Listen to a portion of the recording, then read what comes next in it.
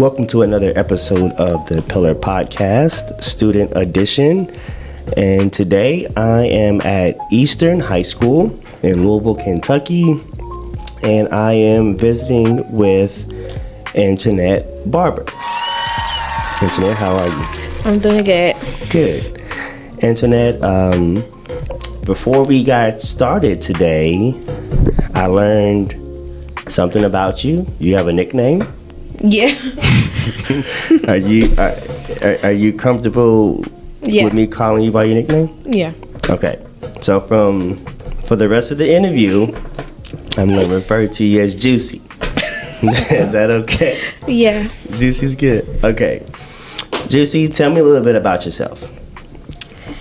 I'm very outgoing. I express myself in different type of ways. I'm just a lot for real. I'm a lot of person to deal with. You express yourself in many ways, so I'm assuming maybe I'm very blunt. You're blunt, direct, to the point.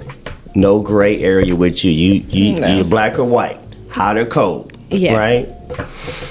What are the ways you express yourself? Do you journal? Do you doodle? Do you do TikToks? What are the kind of ways do you express yourself? I express because I have a passion for hair. Okay. I express through my hair. I let my emotions and stuff go out on my hair. So if the hair don't look good, then my emotion don't look good. You know. I get you. I see the color. See the color. Red is one of my favorite colors. I see it. Okay. So, you're a sophomore. Okay. And you've been at Eastern your entire high school career thus far? Yep. Tell me one of the things you enjoy the most about being at Eastern. I enjoy that everybody is it's like once you get to know who your crowd is, I wouldn't say it's like groups of people, but it's more of like you know what type of personality and stuff you got, so you go with that crowd. Mm-hmm. So it's more of it's a family base with anybody you know, anybody you meet. Half of everybody here is more of welcoming. But if you shy and stuff, it's not going to be as welcoming to you because you have to put yourself out there to get to know people at Eastern. So yeah. Okay. Where did you go to middle school? Cameron. Didn't want to go to Ballard, huh?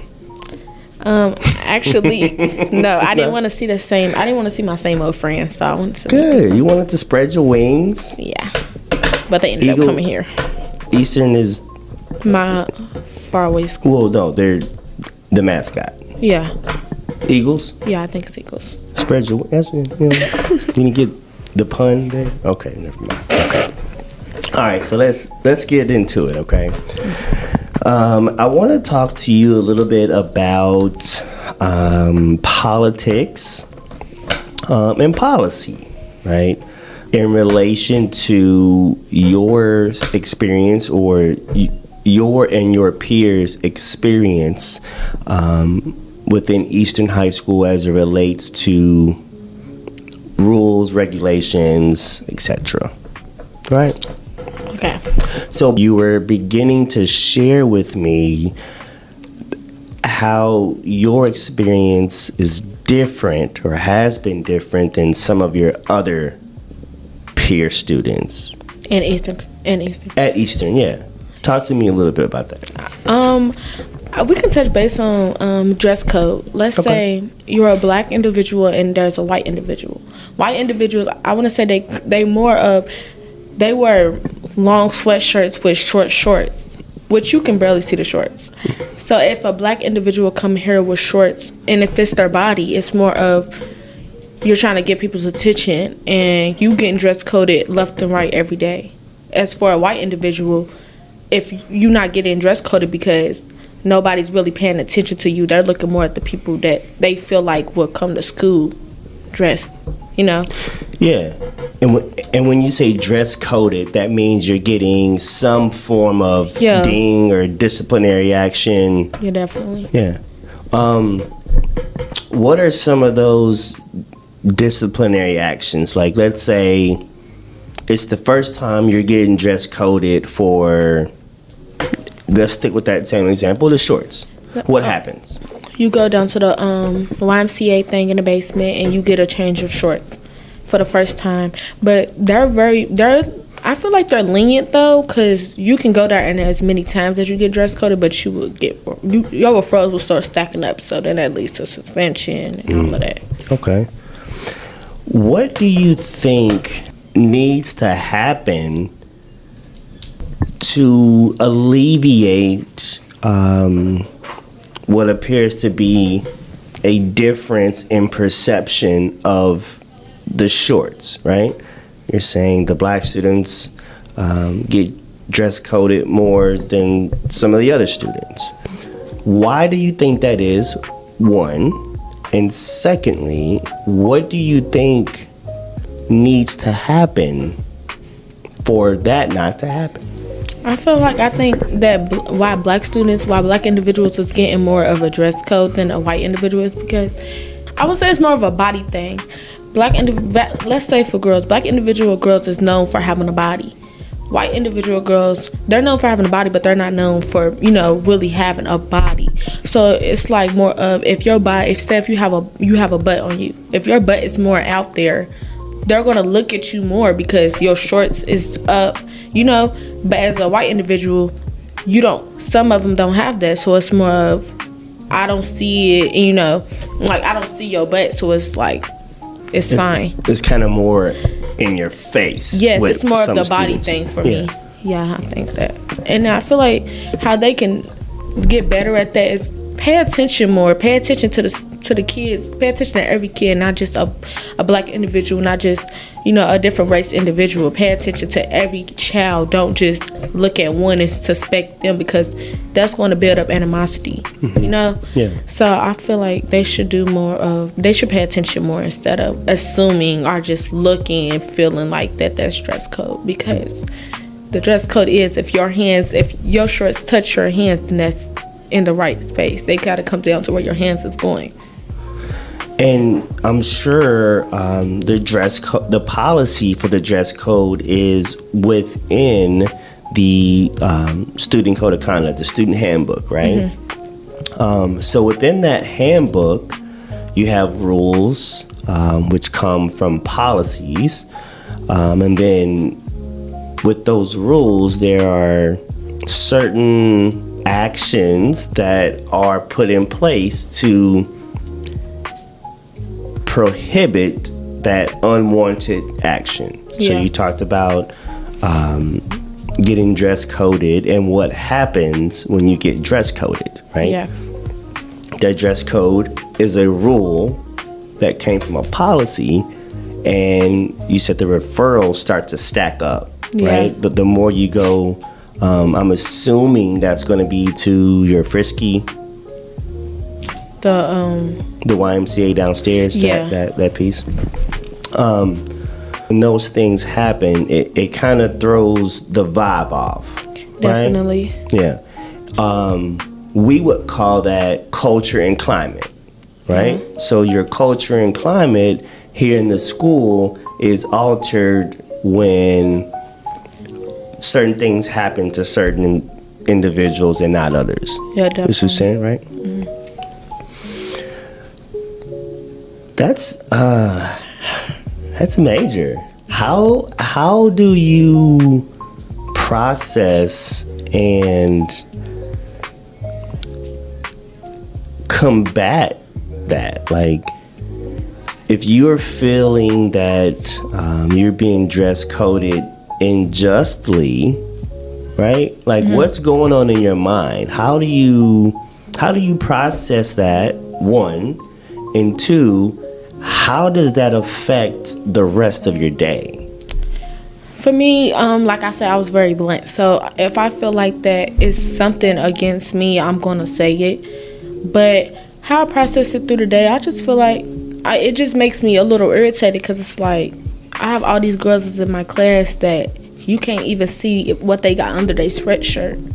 But you steadily coming to me, and it's like, it's like picking, like you're picking the nest, and once you pick it enough, ain't gonna be no more nest. Yeah. So it's like, I don't know. I wouldn't say yeah. It's more of like anger, but you have to have a control. Like you have to balance your anger. I agree. Yeah, it's okay to feel all the emotions, but you know, we learn ways to cope with it. Cope. Got you. I like cope. I like cope. Do you think it's difficult to finish the rest of your academic day when you are kind of emotional about, and we could stick with the dress coding.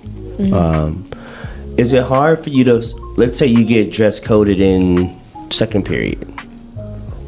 It is, because different people like what they have on, so it's like once you change, it's like it bothers you, because it's like, this is what I want to wear today. So if you give me something that is not really fitting me right now, then I'm going to have an attitude, and then it's going to bother me.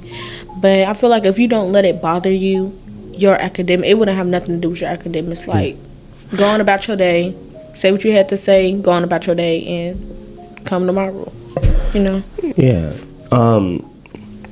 Do you think that it affects the relationships you have with some of your teachers? Most definitely. Like, it makes you look at them different, because it's like, now I feel like you're trying to, like I said, now I feel like you're trying to pick with me. So now I'm gonna distance myself from you, because it's like, the more I feel like that plays a big part too, because the more you're close with somebody, the more they look at you more. So it's like, at this school, you definitely can't be too close. Like me, if I was out of dress code, anybody can easily notice, because I'm out there. But it's like, if you low key and you out of dress code, I feel like nobody will notice. You just have to be on the low end, but you definitely distance yourself. So when we're talking about policies, right? So I'm gonna encourage you to familiarize yourself even more with that student handbook, because that is essentially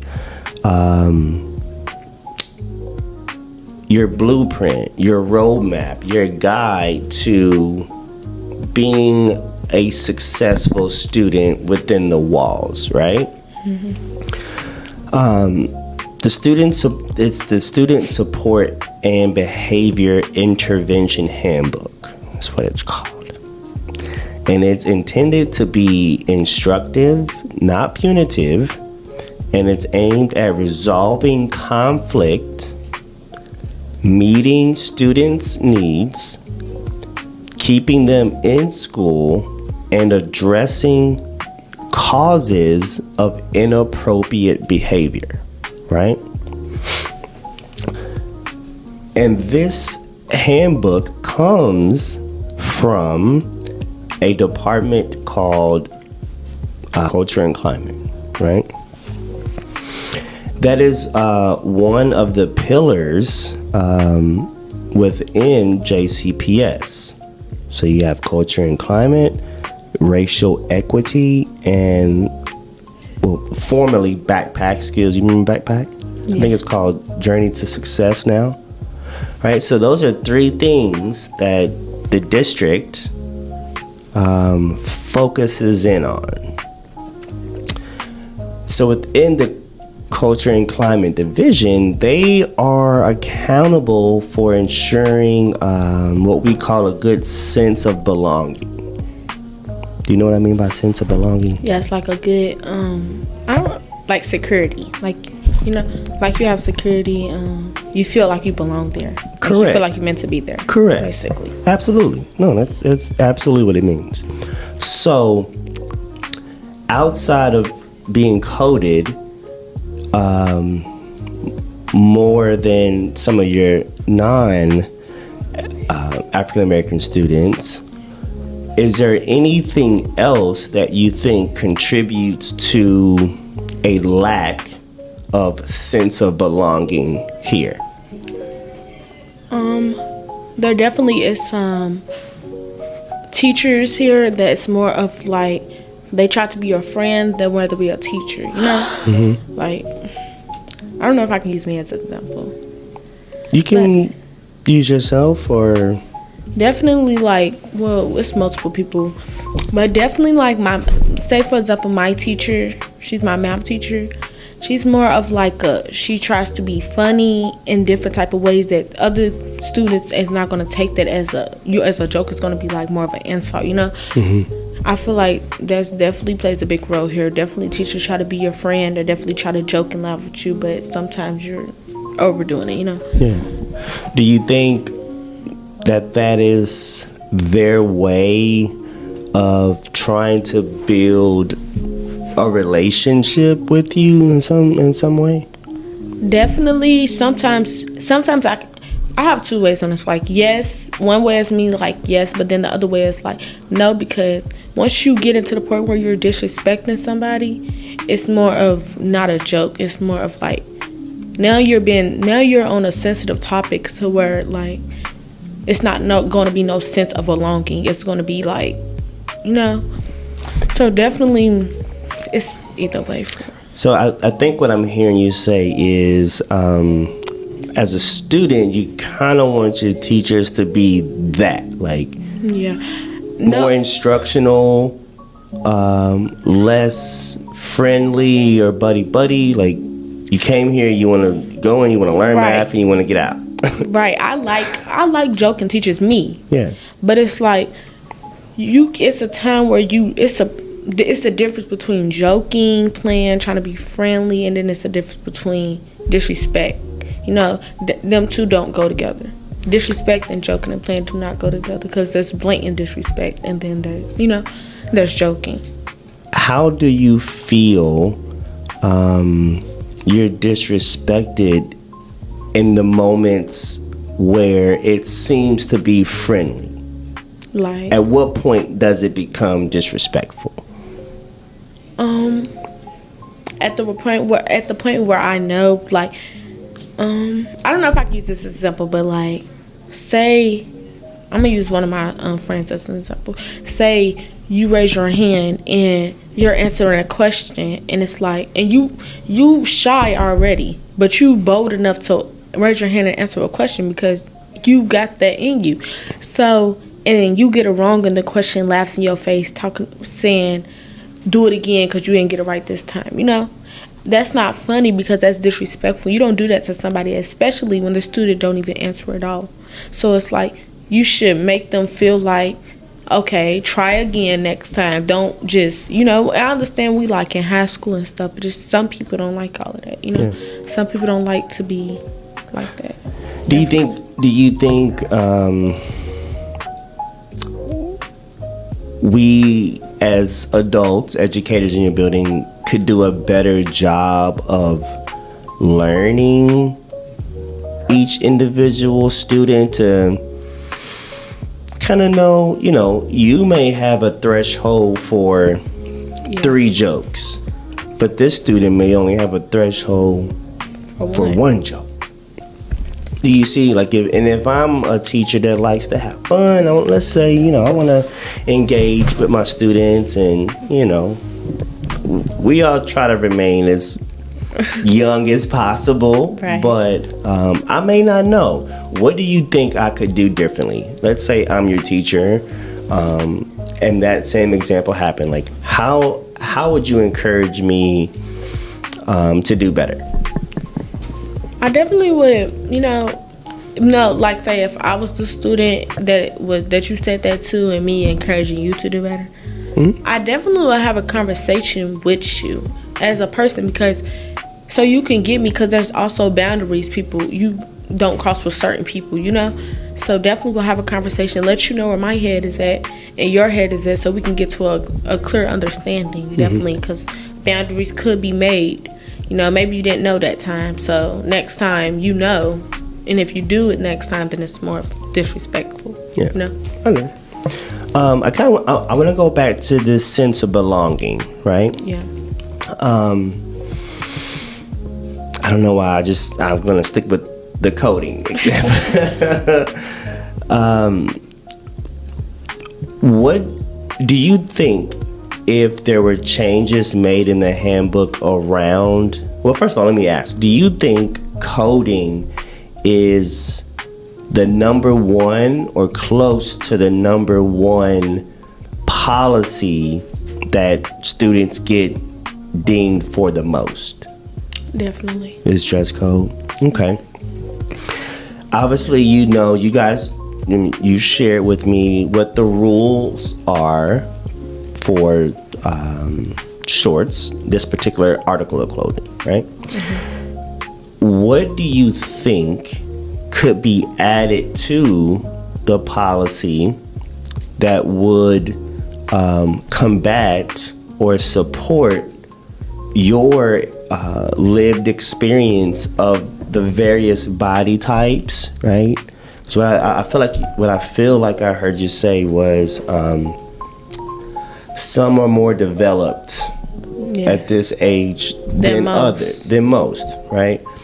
How do you feel the policy, right, the rule can be updated to where everybody wins in this situation? To me, I feel like the rule is good in itself. You know, the rule is good in itself because there is some people that take advantage of their clothing that when they come to school in. But I also feel like, yeah, I like the rule, but it's like, be reasonable with your rule. Be reasonable. Like if you see, and don't get it twisted. It's like, definitely, there's some teachers here that definitely notice some girls' developed bodies. Nobody can lie and say they're not noticing it. Mm-hmm. So if you see that their shorts is down and you make them put their hands right there and it's down to the thing, don't tell them to still go down because they all you ask. That's not really dress code to me. If it's where the rule is, So I definitely feel like the rule is good. It's just be more reasonable with the rule. Be more look at the rule. Look at them more. Yeah. Definitely. How would you go about making that change, right? Because we're talking about rules and policies, right? There's a certain way we go about changing rules, changing policy, so that it benefits all parties or a certain party. Because again, it's student voice. This is affecting the student experience in these schools, right? Mm-hmm. How would you go about changing that? Because this is your experience. I'm assuming others have the same experience, right? Yeah. So, what do you think needs to happen? What would you like to see happen? I know you said...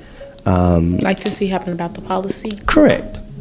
I would like to see change being made. Like, I would like to see people...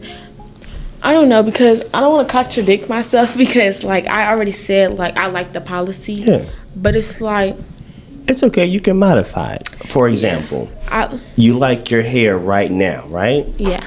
But if you sat and looked at it, you could probably think, you know what? I like it like this, but I think I want to add this. Right. Or do a little bit more of that. So, like, add on to the policy. Correct. How would you modify the policy to where you and your peers felt a stronger sense of belonging? Like, wow, they are taking into consideration our various body types. Like, how would you like to see that embedded into the policy?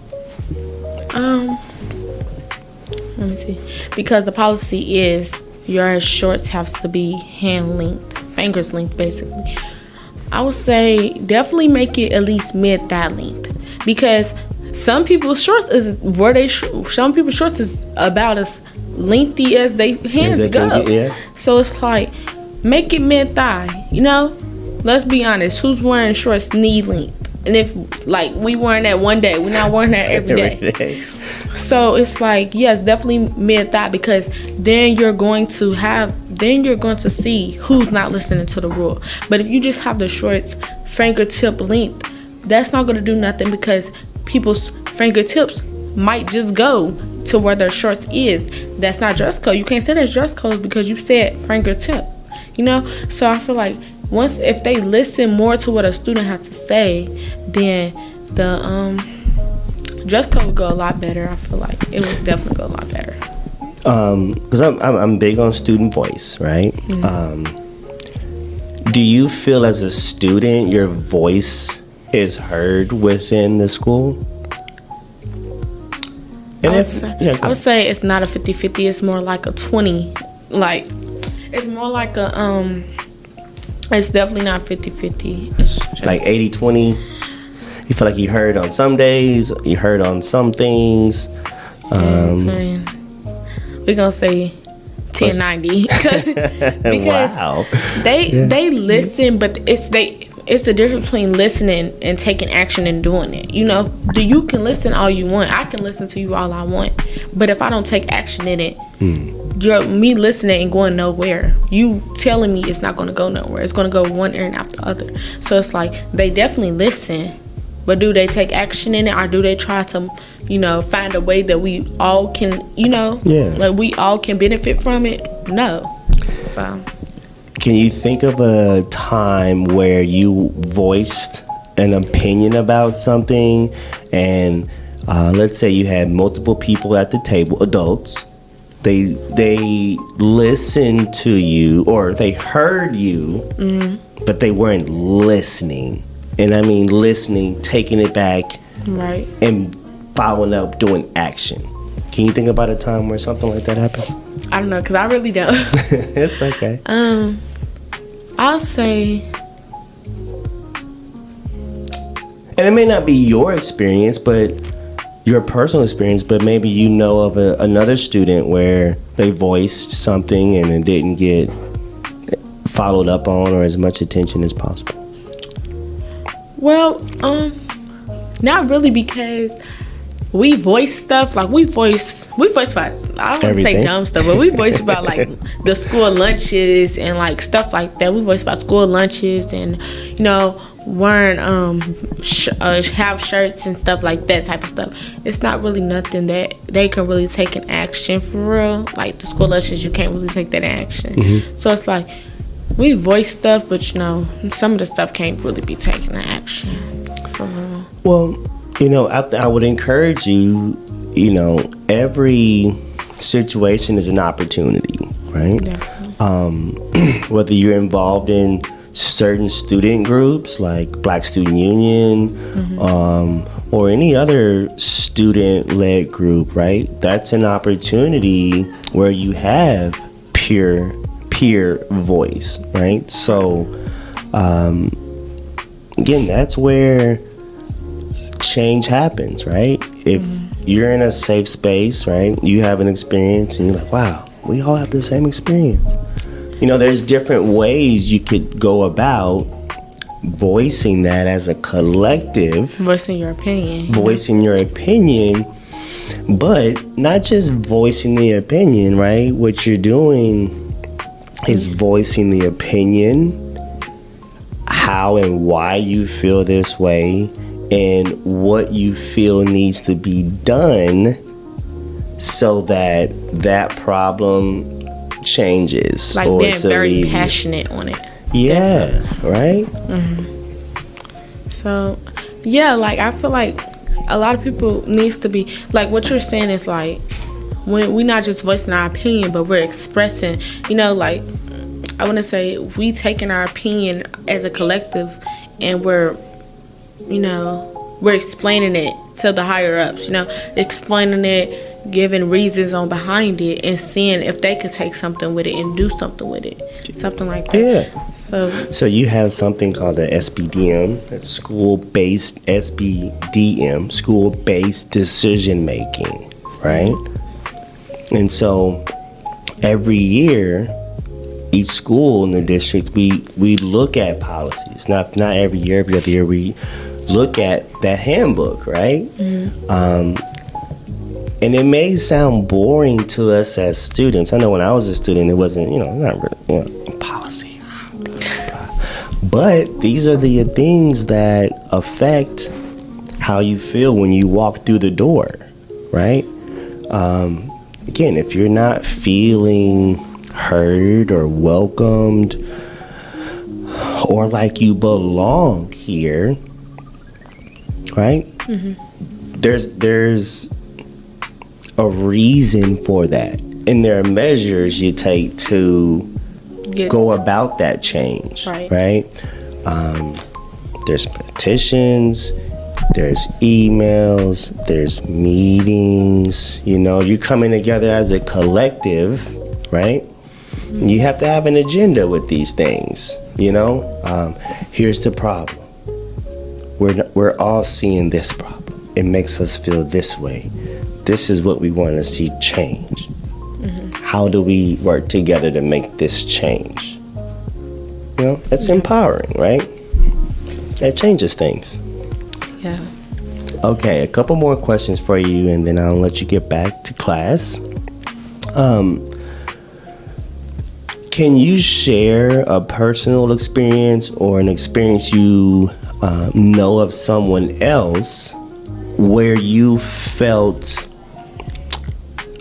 you were done in injustice? Like I was done in a wrong You were way. done wrong, yeah. At school. Yeah. Basically. I'm in class and I'm asking, say I lost a piece of paper. I forgot I misplaced a piece of paper at home.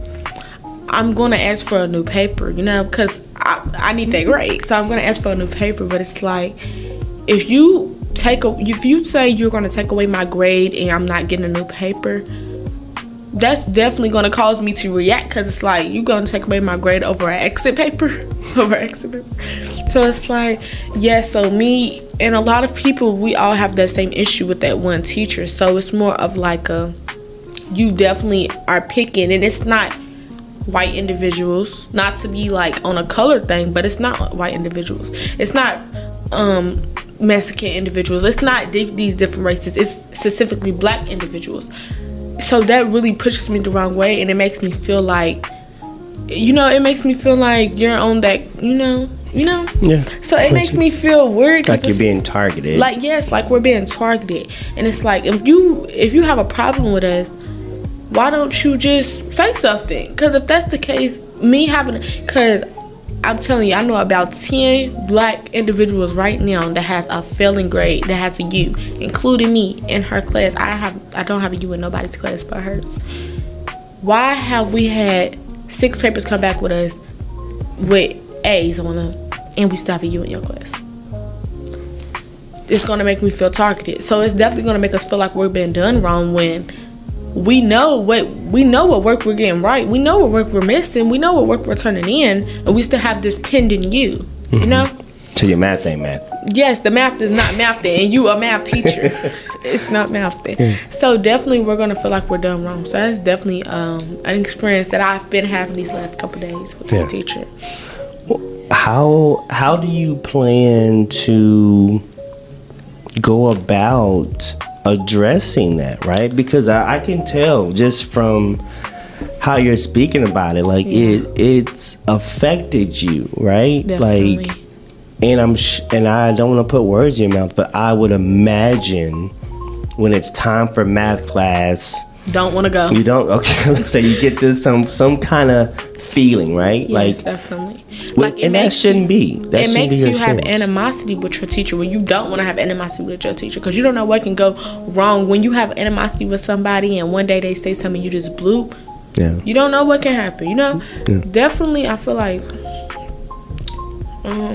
We don't want anything crazy to happen, right. But I think it would be beneficial for all of you guys to. Sometimes it's uncomfortable having certain conversations, but that's where change starts, right? Yes, and we definitely has been moving as collectively writing them statements. Yeah. Because I feel like it's better to go on as a collective and do something, which I've done it on my own, but it's definitely better to go as a collective, because then they can see how many people it's affecting. Because, you know, like I said earlier, they're listening, but they're not taking action. So once you go as a collective, they have no choice but to take action because it's multiple people. Yeah, that's it. Yeah, you get So, definitely we have definitely been working in progress on that one. Yeah. And one thing I will encourage you to do some research on, right? Because we all staff have to do trainings, right? One training in particular, it's called the implicit bias training. Do you know what bias is? I know it like a biased person. Yeah, same thing, right? Do you know what I mean when I use the term implicit in front of it? So for context, we're talking about let's presume, or let's run with this, right? So I am a white teacher. You're a black student. Right. You come in my class and I immediately say, Juicy, why is your hair like that? You're like what? Right? Like, I got red in my hair, she has red in her hair, but she only said something to me.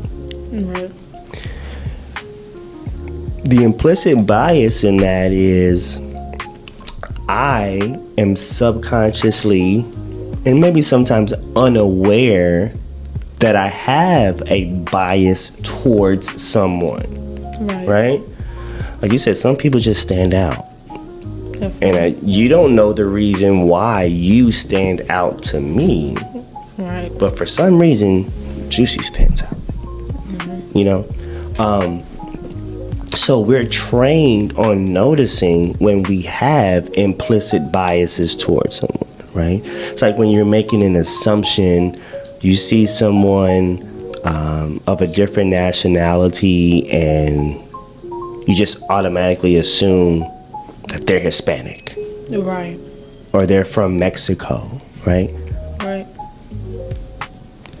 Could be just an African American student that could be biracial, doesn't know any Spanish. That's an implicit bias. You're making judgments about someone without judgment, like you being judgmental about somebody. Correct. Yeah, right. Basically, yeah. So I like how you guys are doing a collective front, right? Writing the papers. You're going to unified. What do you think the next step should be? Because again, these are the little things, right, that build up to bigger things, bigger problems, you know, which make their way into the handbook, right? Policy, right? So what do you think you guys should do next? I definitely think since we have wrote a statement, since we have been complaining to our counselors, definitely APs, definitely next they should be doing some investigation on her. Definitely should be, because she has a thing for grabbing kids. You know, act right in her class. Act like something in her class, and you will get something.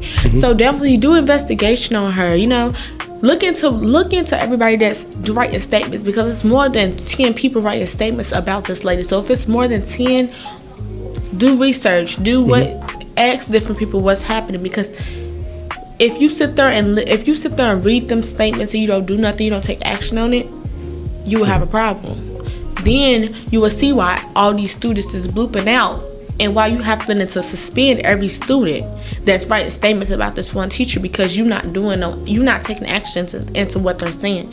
So it leads to a bigger problem. At least the students feel like you said, not a sense of belonging, because a teacher is making them feel like they're not belonging. So when that's happening, they're gonna make the teacher they're gonna disrespect the teacher, because they don't want to feel like they don't belong here, you know? Yeah. So it's definitely different. Definitely that needs to happen. Definitely, investigation and stuff. All right. So what I would encourage you to do is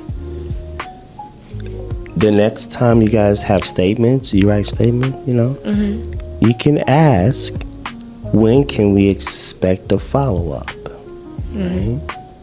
I definitely be asking. I would definitely be like, remind. Yeah, like keep telling them, because as much if you keep telling a person over and over, they ain't gonna have nothing but to do something, because don't just let what you're passionate about, what you're saying, go into the blind because nobody's listening. Because if you do that, your whole life everything's going to the blind, because you're not telling that person this is what, you're not getting your point across, like this is what I want, and I need you to do that, because it's like, and if not, right? And if not, then it would be bigger things, because I would go to a higher person if it doesn't work. Yeah. Definitely. You keeping receipts. You got receipts of every time you read. I definitely tell my mama. Yeah, you got receipts. So I think you're on the right page here. You're taking the right steps.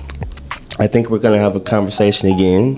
I'm gonna check back with you, and I want to know and give you some time, okay? But I'm gonna ask you, what was your next step after the podcast? Mm-hmm. What did you guys do, and what was the result? Okay. And if nothing happened, you will see the max. Well, no, we're gonna get there. Baby steps, right? That's a part of policy and change. It doesn't happen overnight, right? Have you been watching the presidential debates? Everything going on with the election? Definitely. My history teacher talks about it every day. Right? These are real things, like, right? Some things may sound small or minute, but they definitely get bigger and rise. Once they get attention, they get rise. Yeah. So I definitely know things don't happen overnight, but I know I want it to happen. So be patient. You want to be result oriented. Right. Okay. So my last, not even a question. The last opportunity here, I want to know, what is it, if you could just pick one thing if you can. One thing that you as a student feel that the adults in your building just don't understand about a student experience. What they don't understand about a student's experience? Mm-hmm. Can you give me some examples? Okay. All right. For example, when I was a sophomore, I think that's the year I got my first phone, right? Mm-hmm. You've probably had a phone before high school, I would imagine, right? Mm-hmm. So you guys have dealt with social media and a lot of other things that some of us adults didn't grow up having. That's an example. So you guys are experiencing different things, say bullying, the list could go on, right? Like, you're experiencing different things from a lot of different areas. When I was younger, it was either in your neighborhood or it's at school. Well, you guys have it in your neighborhood, you have it at school, you got it on your phone, it's everywhere. Right. That's just one example, but have there ever been a time where you're like, you guys just don't understand? Yes, definitely. Let me see. Okay, we can just touch on the same basic, the phone part. You don't understand. Like, they don't understand. Sometimes you do need your phone for stuff. Mm-hmm. Like, but I feel like, well, I can't say that because this school is kind of lenient with that too. I mean, you have to have your phone up, but it's just like some teachers allow you to get it out sometimes. So, that's okay. And if there's not, I would say that they pretty lenient on a lot of stuff for real at this school. I like this school because they're pretty lenient. So, okay. Some teachers just take their job a little too serious. They do. Well, educate. We got to get you guys prepared for the out there. Yeah, I'm talking about like on the rules type, because if the principal and APs is okay with it, teachers, I know they getting told something different, but. Well, everyone's a little different. Definitely, but I don't blame them for that. It's a little different. But one thing I'm going to leave you with, right? We talked a lot about culture and climate and sense of belonging, right? So the sense of belonging is the attitude, the beliefs, and actions that adults, and I would even say students in the school, have that impact each other. So again, I want to hear your voice, students of color's voices. I want to learn or help, right?